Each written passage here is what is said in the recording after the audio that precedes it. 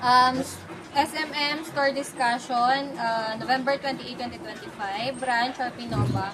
Attendees, Jam, Janine, Lia, Roxanne. Day off nung araw na yan is si Apilia. Absent wala naman po.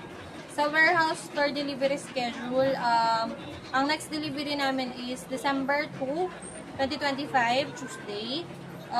Sa slow moving item, meron tayong microfiber towel. May inventory na 9,022. Store stock is 510. Display is 4. Sa mousepad is 462. 186 yung store stock. Display is 4. Sa clock, merong inventory ng 3,248. Store stock is 68. Display is 4. Sa may tit pull-up jacket at saka zipper, merong inventory na 1,163. May store stock ng 428. Display is 4. Sa design or update new item, wala naman. Sa website, merong new page tayo ng notebook and notepad page. Sa ROM, wala silang bagong save reply. Sa audit, wala din. Sa MIS, wala din. Sa visual categorization, wala din. Bukod dun sa corkboard. Then, sa OLM, ads and promo, wala din. Tricycle natin is 35. Sa streamer, meron tayong 10 active. Sa sticker, meron tayong 70. Meron tayong 42 for installation. Sa curtain, meron tayong 11. Then, sa treasury, merong complaint ng mga damage and lack of names sa binili ni customer. Meron din tayong lacking of items. And then, sa delay ng refund, may complaint din.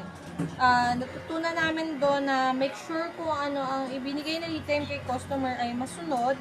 Then, i-double check or i-quality control yung items na in-order ni customer para hindi na pagbabalik-balik si customer and then magreklamo. Make sure natin kung nalagyan ba ng tama or napresent ba ng tama yung mga item na in-avail ni customer. And then, lagi din natin i-coordinate sa office production or sa mga co-or natin, kahit sa assistant ko or yung mga pending na meron tayo sa office para may update na yan natin si customer.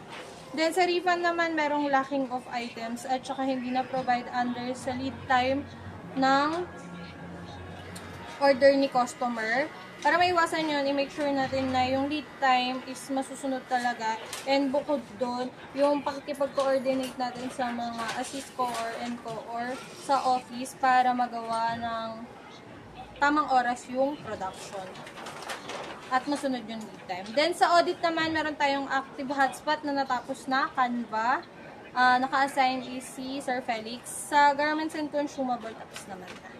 Yan lang po.